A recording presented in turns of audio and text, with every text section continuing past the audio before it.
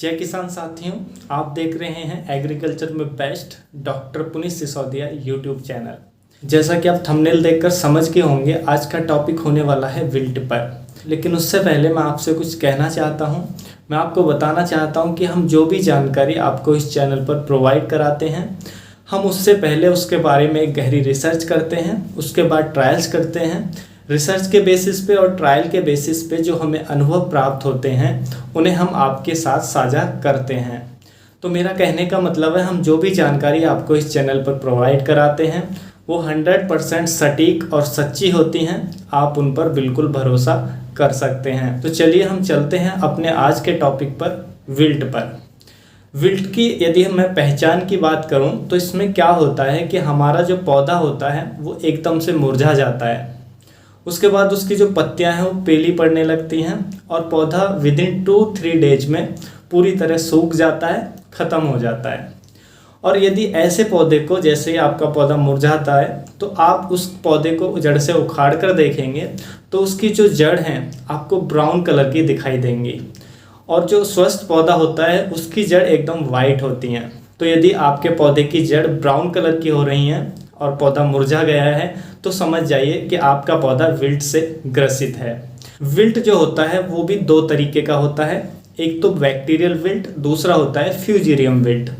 Bacterial wilt जो bacteria के कारण फैलता है, फ्यूजेरियम विल्ट जो फंगस के कारण फसलों में आता है। तो आप समझ गए कि बैक्टीरियल विल्ट क्या होता है, जो बैक्टीरिया की वजह से फसलों में लगता है।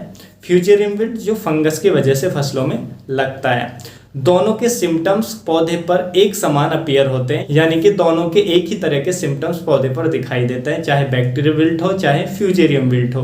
दोनों में पौधा मुरझा जाएगा, दोनों की जो जड़ उखाड़ कर आप देखेंगे तो ब्राउन कलर की आपको मिलेंगी। दोनों में ही पौधा विदिन 2-3 डेज में हमारा खत्म हो जाता है। तो सवाल उठता है कि हम पहचान कैसे करें कि ये बैक्टीरियल विल्ट है या फ्यूजेरियम विल्ट, क्योंकि हमें उसी हिसाब से उसको ट्रीट करना होता है। बैक्टीरियल विल्ट में हमें क्या करना है, बैक्टीरिया को मारने के लिए दवा देनी है ताकि हमारा बैक्टीरियल विल्ट रुक सके, और फ्यूजेरियम विल्ट में क्या करना है, हमें फंगस को रोकने के लिए दवा देनी है ताकि हमारा फ्यूजेरियम विल्ट रुक सके।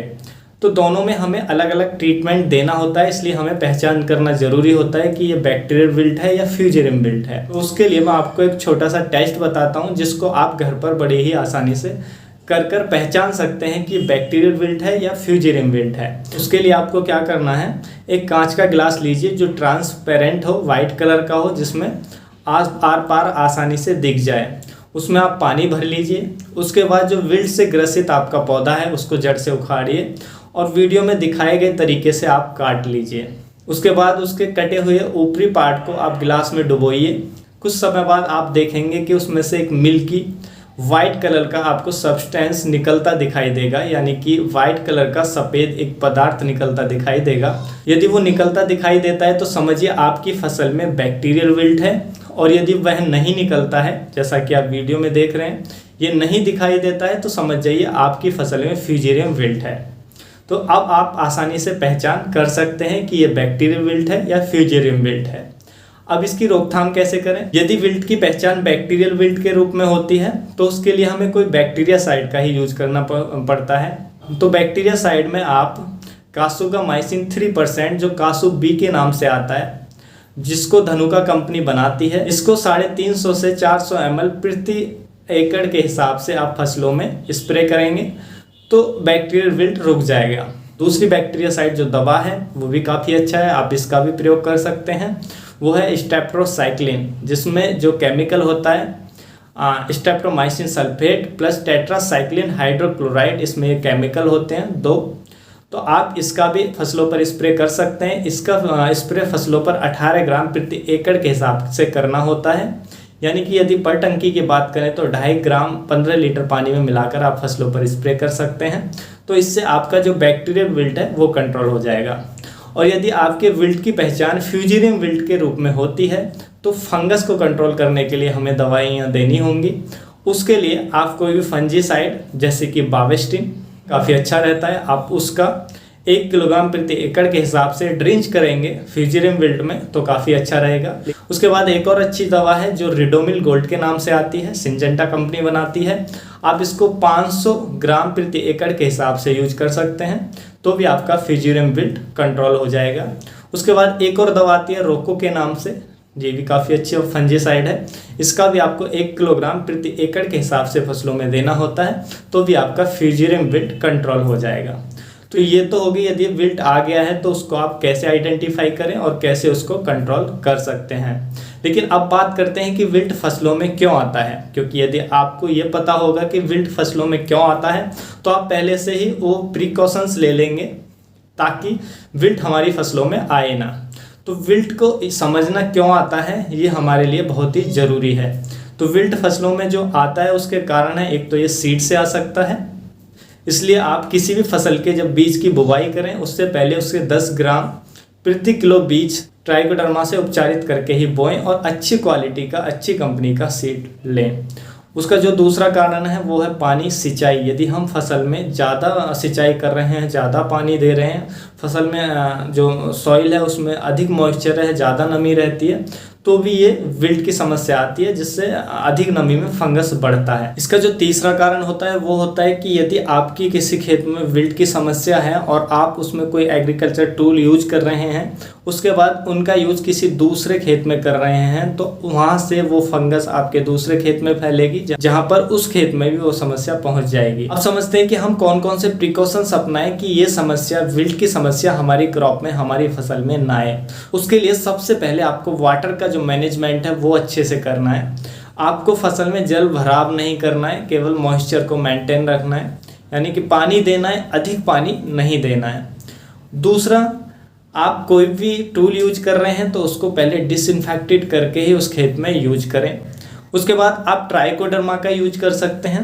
ये हर तरह की हानिकारक फंगस को आपके खेत में कंट्रोल करेगा, जिससे आपकी फसल में अगर आप 3-4 साल लगातार यूज करते हैं तो आपके खेत में या आपकी फसल में रोगों की समस्या 98% तक कम हो जाएगी। उसके बाद एक और प्रिकॉशन जो हम कर सकते हैं कि हम जो भी मई जून का महीना होता है, जब सनशाइन हैवी होता है, यानी कि सूर्य जो तेज़ निकलता है, अधिक गर्मी होती है, उस टाइम पर अपने खेत की गहरी जुताई करके 1 हफ्ते के लिए छोड़ दें, जिससे उसमें तेज़ धूप लगेगी और तेज़ धूप में जो हमारी हानिकारक फंगस होती हैं वो नष्ट हो जाती है। तो आप इन तरीकों को अपना सकते हैं। उसके साथ साथ आप नीम ऑयल का भी यूज कर सकते हैं, क्योंकि कोई भी ऑयल फंगस को रोकने में बहुत ही अच्छा काम करता है। तो आप पौधों की जड़ों में नीम ऑयल का ड्रिंच भी कर सकते हैं। उसके बाद आप नीम की खली का भी यूज कर सकते हैं क्योंकि उसमें भी ऑयल कंटेंट पाया जाता है। या आप अपने घर में सरसों की खली का भी प्रयोग कर सकते हैं, क्योंकि घरों में जो सरसों की खली होती हैं उसमें भी ऑयल का कंटेंट काफ़ी ज़्यादा होता है। यानी कि यदि हम कोई भी ऐसी खली यूज करते हैं जो हमने घर पर तैयार करवाई है, यानी कि सरसों की खली या कोई अन्य खली, यदि आप उसका यूज करेंगे तो उसमें ऑयल कंटेंट ज़्यादा होगा जो फंगस को जल्दी से कंट्रोल कर लेगा। ऑयल किसी भी फंगस को कंट्रोल करने में बहुत ही अच्छा रोल निभाता है। ये आपको मैं एकदम एक्सपेरिमेंटल बात बोल रहा हूँ, आप इसको अपने घर से भी समझ सकते हैं। हमारे घर में जो अचार रखा रहता है, यदि हम उसको ऑयल में डुबो कर नहीं रखते हैं तो उसमें ऊपर फंगस आ जाती है। इसलिए उस फंगस से बचाने के लिए हमारी जो माताएं बहनें होती हैं वो अचार को ऑयल में डुबो कर रखती हैं ताकि फंगस ना लगे। तो आप समझ सकते हैं कि ऑयल फंगस की रोकथाम करने में अच्छा काम करता है। तो इसलिए आप नीम की खली का, किसी भी खली का जिसमें ऑयल होता है, आप उसका यूज करते हैं।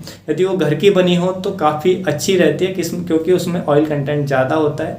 उसका यूज करते हैं तो वो भी फंगस को रोकने में बहुत ही अच्छा रोल निभाती है। तो आप सोइंग के टाइम पे किसी भी फसल की यदि आपके खेत में विल्ट की समस्या ज़्यादा रहती है तो सोइंग के टाइम पे आप उसका प्रयोग खली का फसल में कर सकते हैं। इससे आपको बहुत अच्छा फ़ायदा मिलेगा। यदि आपको जानकारी अच्छी लगी तो वीडियो को लाइक कीजिएगा और अन्य किसानों के साथ शेयर करिएगा ताकि उन तक भी ये जानकारी पहुंच सके। और यदि आप चैनल पर नए हैं तो चैनल को सब्सक्राइब करना मत भूलिएगा, नहीं तो मिलते हैं तुक्के से स्क्रॉल करते।